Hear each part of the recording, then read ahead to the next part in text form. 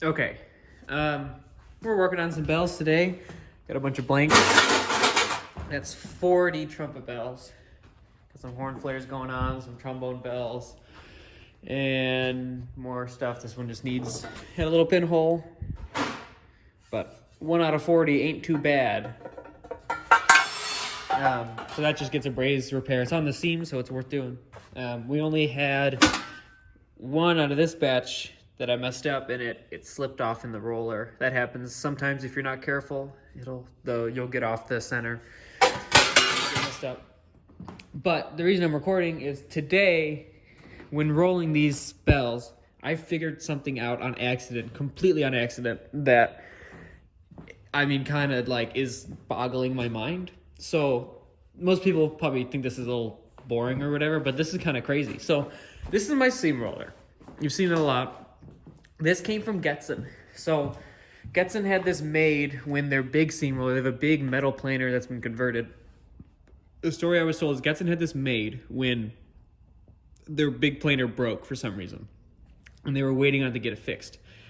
So they had a fab shop down the street make this, and it's a pretty compact machine. It's kind of interesting in a design. If I were designing a seam roller, I would not build it like this. It has a giant gear down here, and it's driven from a motor and a gear reducer, and then the table rides on these linear rails. So I used to think this was not a very rigid seam roller. I thought there's a lot of flexing going on, and I think there still is. And then something I fixed, so a couple months ago, probably last year maybe, I made a video called Seam Roller Surgery, where we took the wheel out, took all this all apart, and then we narrowed our wheel in the hopes of applying more force with less surface area contact. And it did work a little bit. To be honest, it was not worth it. It did not work as well as I hoped. I actually kind of wish now that I had the big wheel. It would make life a lot easier. That one falling off would not happen. But I might resurface it or make a new wheel or whatever someday. But for now, I'll deal with it. But the biggest issue is after I put that back together, I realized, and it was like this before, the wheel, let's see if I can zoom in. Yeah, so see how that's nice and parallel now?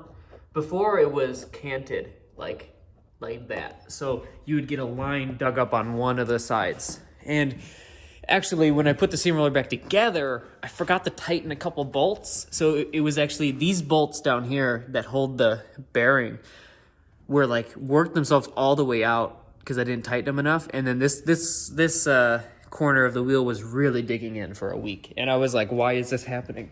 And I found the bolts. But long story short, these rods are supposed to tension, but I flipped the nuts around and they're pushing because it was the wrong way for the tension to work. So these nuts are pushing against here and pushing this whole gantry up, bringing the wheel parallel. So it's a little sketchy, but it works. And they're not under huge amount of load, so these aren't at risk of breaking and killing anyone. But what happened today when I was rolling all these was, so let me get the stake. Stake is in a bell. So typically, at least with my stake, this stake is from Blessing. And it's a nice stake, but it kept breaking at the tip because I used to roll bells from the small end to the big end so that the tip was under a lot of stress. But getting a stake to fit all the way into a bell like that, at least with my pattern and this stake, because making a stake is not fun and I don't want to do it anymore. I'm sick of it. So I'm making it work. It's very tight. So right in the smallest area, it's pretty much swedged into the stake. And what I started doing to make that easier is I soaped the stake. Okay, I just started doing this today. I put soap on the stake and it goes in so much easier to the bell. Imagine that lubrication. But that's where I thought it would end. Okay, I thought, oh, okay, that's great. It's easier to get the stake in now, but it had an effect that I did not expect. So I used to think my seam roller was weak. My seam roller is very strong, surprisingly. Because I used to have to do multiple anneals to roll seams. It would be roll it, anneal it, roll it again, and it's fine. But today, when I soaped the stake, so there was soap inside these bells, in between the bell and the stake, and they rolled out in one go, all of them. No issues. Like they all rolled out beautifully. See how shiny that is? How it reflects the camera light into the camera? It's rolled out very well. So for some reason, I mean, like I can imagine, and also what kind of ticked me off to this was, see how much stretch is happening there at the end? I didn't used to get this. And it's fine because it gets cut off. So it's like, it's not an issue, but it's very interesting because I did not used to get this. So what I think is happening here is the presence of soap.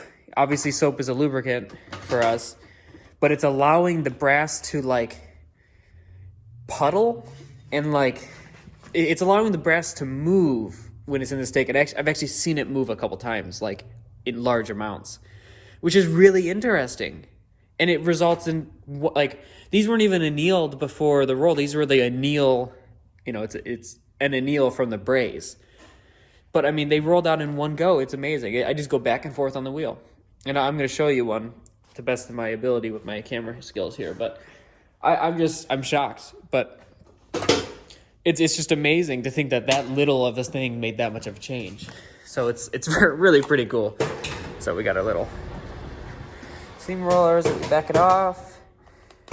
Like I was saying before, I used to roll like this, which is how you'll see a lot of factories do it. But I found it's really hard to get it started without like pinning the steak between the edge of that plate. And it tends to break the mandrel a lot. So I do it backwards now. Can I do this with one hand? I don't know if I could do this with one hand. I'll try it like that. So I'm gonna use my elbow and kind of guide it here.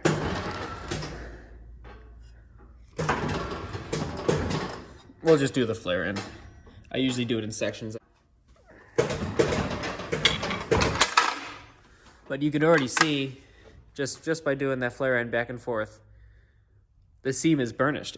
It's down, which is crazy. It never did that before. Like, and down here, this is how the seam looks before we filed on top of our braise. So it's a pretty good butt seam. Pretty even seam. But yeah, so it's not like the braise is any better. It's just the soap allows it to move. It's crazy. I don't even know what the word is. I'm dumbfounded that made that much of a difference. But that makes my life so much easier because annealing these flat ones is so annoying. But okay, well, that's just a quick one. Not many edits because I just wanted to do that real quick. But got a lot of stuff moving here, so got to get back to it. But see you later. Let me know if you think it's something else like doing that. But I think that's what it is because that's a pretty amazing change. So see you later.